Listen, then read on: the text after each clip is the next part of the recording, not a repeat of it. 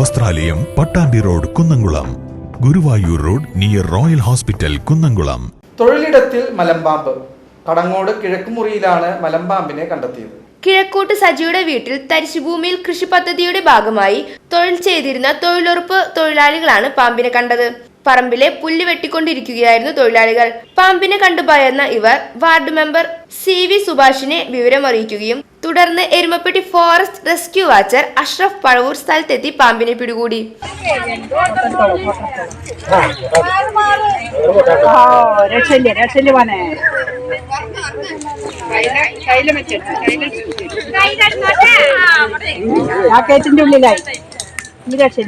News bureau, Erumapetty.